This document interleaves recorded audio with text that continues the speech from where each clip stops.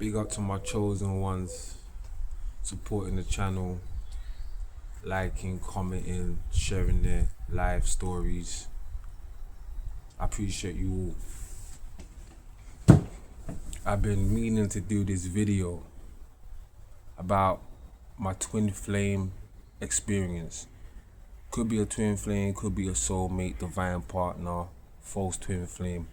I'm not too sure at this point, but I've been through so much regarding this connection that I feel like it's time that I share what I've been through, because other people might be going through it or they might learn from it.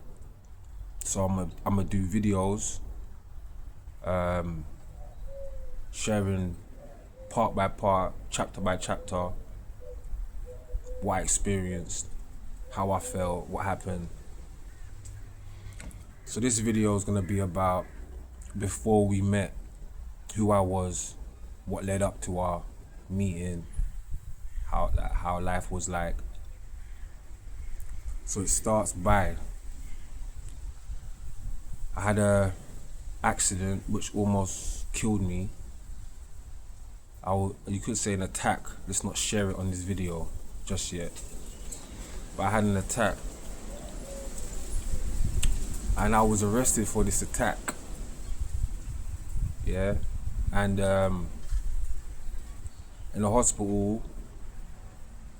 Yeah, I was arrested for the attack. They removed my phones. I wasn't able to see anybody for 3 days. Yeah, I wasn't able to call anybody because obviously what happened to me left wounds in my body, innit? And they arrested me before they even saw to my wounds. So I'm all tied up on the bed now in the hospital with these wounds in my body, that bleeding and that. So at that point, yeah, in that hospital, all I had was the Most High. You know what I'm saying? I was surrounded by certain entities. Members of police, smirking, smiling, you know? I wasn't in the accident by myself, I was with a friend. And the whole time in that bed, all I was thinking about was whether he was dead or not. Nobody told me, because it was an investigation. So I just had to deal with that in my head. I didn't cry, I got tearful, but not for myself, but for him. Because if anything, I was responsible for him being in this situation. So there's that. I had to deal with the fact that I put him in this situation. The fact that I was accused of my own injury, in my own, attack. You arrested me for it. So I'm in this hospital for 3 days straight. I go to the toilet, they follow me. I'm in a room now with like two other men. There's one guy who's opposite me. Some English guy. He's alright. I think he had a surgery done to his leg, so you see a big part of his leg just like sewn up, crazy. Gave me a book though, let me read that. I read that, and there was like a kind of Spanish guy, had a car accident or something. His spine was like out of place, and he had like so much women coming to see him. Like I was thinking, yo, I'm hearing all their conversations, and I'm like, yo. But yeah, the food was nice though. Couple of the nurses were alright, and there was like one female officer, she was alright, because obviously they can't really talk to you. This is like, it was a attempted murder case, innit? So now, yeah, they take me out of the hospital after 3 days. You know what happens next? They take me to the police station. I'm all limping. I'm like, doctor, I can't feel my leg. Nobody's caring. I go to the hospital now. I go to the police station now. At this point, I'm stoic as hell. I'm in hell. I've been there before, but not at this level. So at this point, I know. Get me? It's a spiritual attack. Like, this ain't no time to be asking anybody to care, for sympathy, for anything. Keep your mouth shut. They kept me for like, I think about 8 hours or something. I don't even know, like less than like 12 hours or something. But to be honest with you, I didn't care. My body was so destroyed, yeah. at this point, after the injury, the first when it happens, the first day after the injury, you don't really feel it. Listen, third day, fourth day, your body is finished. If you ever had a fight, yeah, you know what I'm talking about. You ever fight, yeah, you don't really feel it. Like, give it a couple of days, yeah, your face is feeling mad. So I was feeling mad. There was one, like in a police station, there's a nurse. Listen, she was a demon. Like, she was trying to work me up. I can't remember what she said. It was so long ago, yeah. But she done something, said something, which wasn't warranted, yeah. And anybody in an angry state of mind would have reacted in an angry way, innit? But I was just like, listen, I know what you're gonna do. I didn't say anything. And she was just looking at me like, cool. He didn't respond, yeah, because I wasn't responding, because what I was going through was deeper than anything. You know what I'm saying? Cool. I go to my what's it? Interview. Yeah, my solicitor's like, we got a soldier here. Yeah, we do, definitely. I'm like, yo, I don't really say anything. I don't say anything in a interview. Keep it short and sweet. Get me out of it. So I go home now. The landlords, yeah, were like, yo, what happened? Because this is all over the news now. There's all blood all over the house. My at the incident, my housemate, when he saw the blood on me, this is the first time I ever seen a Caucasian man turn Caucasian, if you know what I'm trying to say. YouTube and that policies, I don't know how, let me just try to say the right words. His face turned pale. And it was all over like the news and everyone was about, like, so the landlords must have caught wind of it, of course. I didn't have my phones, the police took my phones. Landlords are like, oh, because we couldn't get your phones, yeah, we had to kick you out. What? I'm like, yo, alright, cool. So I just come out this place now, my leg's not even working. I'm limping now, yeah. You know, if you go to the hospital when they put you on a drip, yeah, for like days, your hand's not working, so my hand's not working, everything's mad, yeah. I'm like, cool, I hold it down, innit? Even though I'm the victim, yeah. Cool. These times now, I get some support. From a couple people now, yeah, but not really though, because I'm the support, innit? So even though I was going through madness, I was still supporting people. You know what I'm saying? No support from family or friends like that financially, Had to hold it down. God knows when I look back how I did. And so at that point, it was just darkness. I tried to like write a little book about it, but obviously that just highlights so much of the situation, which I can't really release that. I tried to make the best out of a negative situation. I tried to, reach out to some people, talk to some people for assistance. Because listen, I'm not even gonna talk about what I've been through before that. This happened in like 2024. I'm not gonna talk about what happened in the years before that every single year. But we're gonna get into that throughout time. I'm gonna drop a couple gems on you and share a couple insights. But for now, this is the insight you need to be concerned about. Anyways, cool. Long story short, now I met a guy who was living in my house, shared a house now. This guy's like on some naughty things. I'm like, cool. Ain't nothing going on for me, bro. The community is like gang stalking, man. Yeah. From time to even before this. So no one's supporting me. There's no one helping me. I even went to the citizens' advice. She's looking at me like, she treated me like terrible. Everyone's just. I went to the MP, bro.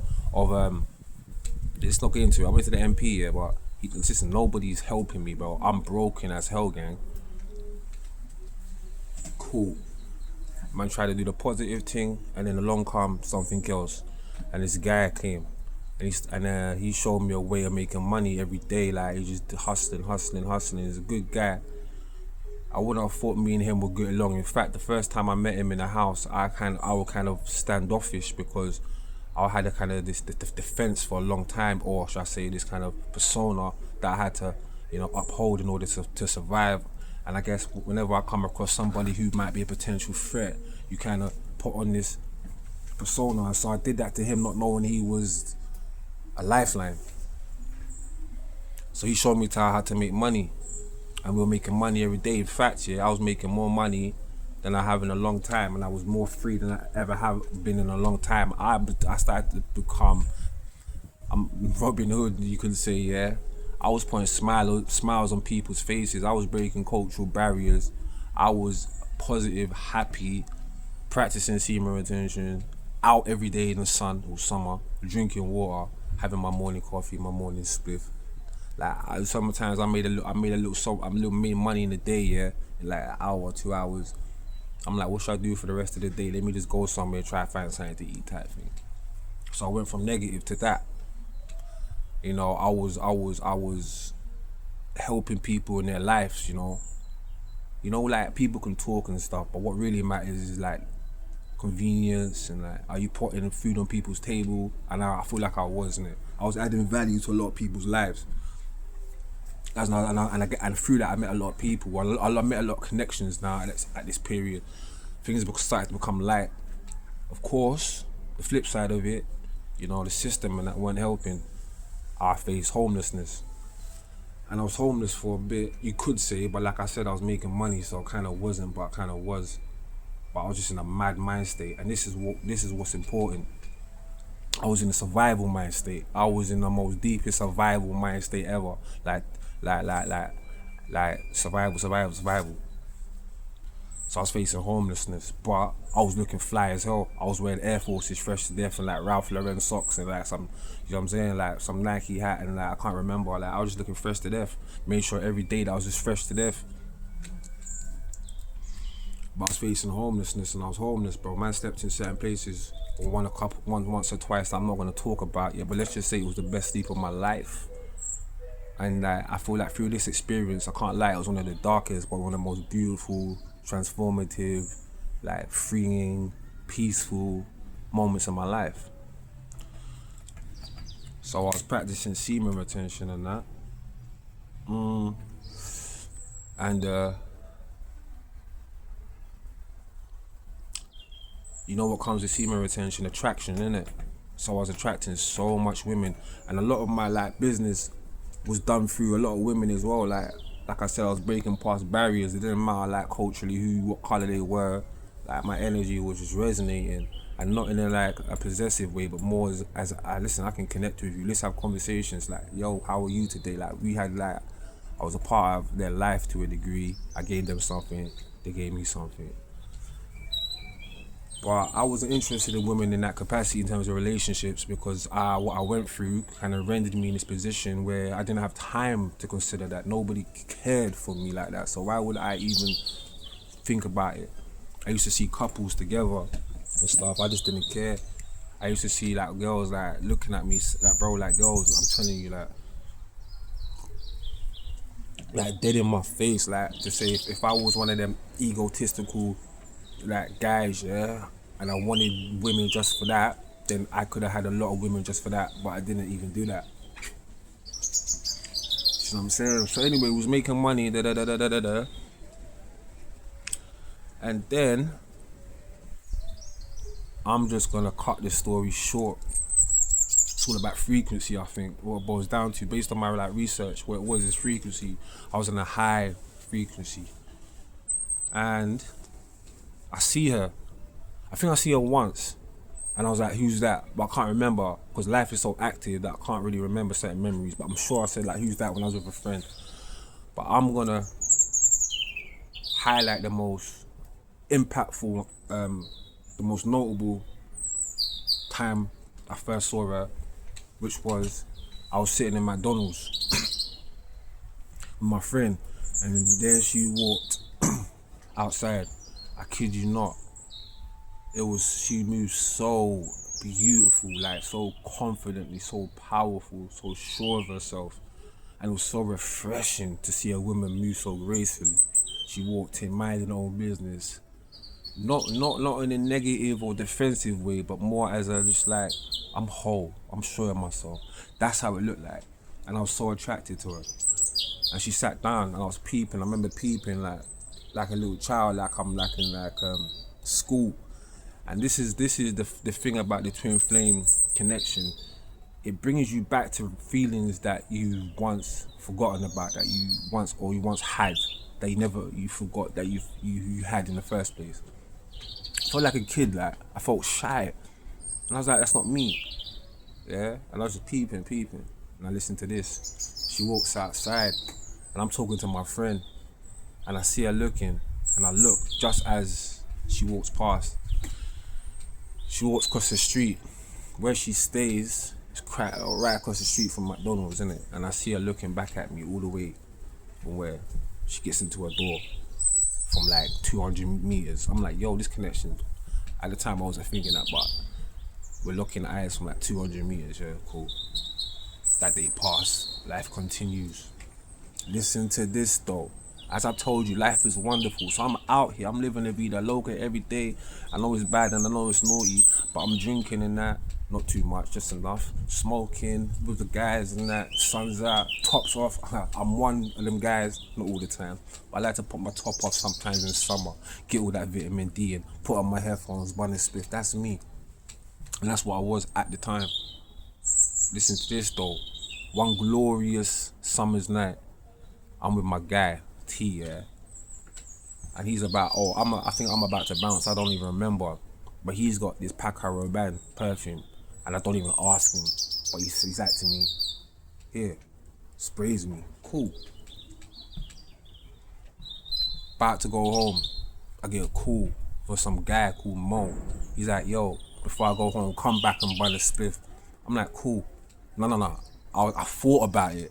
I was like, cool.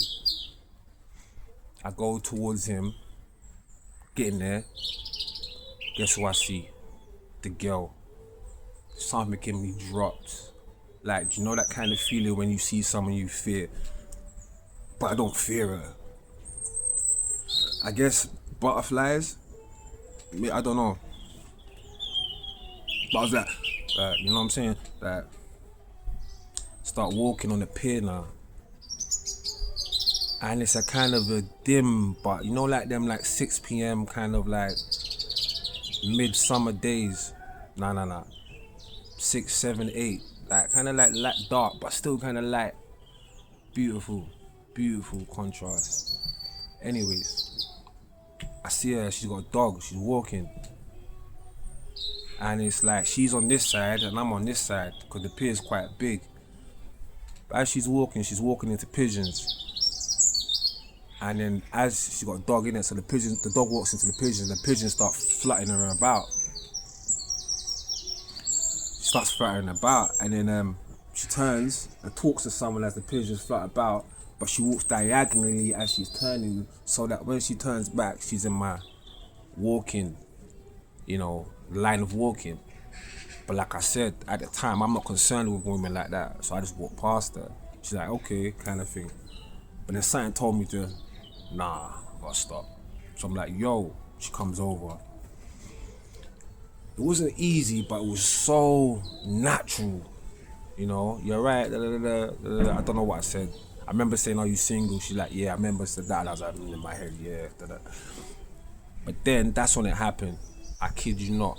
It was silent, and it's like, I looked in her eye, and it was like, who are you? But there's one thing I failed to tell you is that when I first met her, before we first started talking on this pier, I said to her, who sent you? And that's very important because that was one of my defenses, you know what I'm saying? Or potentially my intuition trying to defend me, but that's a whole different video for a whole different time. But right now I'm just talking about before we met, how, like, you know what I'm saying? Recognition, instant. We just looked at each other for like, I don't know, about 25, 30 seconds. It was crazy. And then when she left, before she left, she hugged me, let go, but hugged me again, and I found that quite deep as well. And then I was like, I'll holler you, walked off. And then by the end of the pier, she goes that way, I go that way. She both turn back and wave at each other. You know, like that scene in Meet Joe Black, beginning, then the coffee shop, and they leave, and they keep turning back. but they never catch each other. We caught each other. I kid you not, it was the most beautiful like beginning I've ever experienced with any woman in my entire life. And she was so calm and so like just natural. It felt natural. And then she messaged me and we spoke.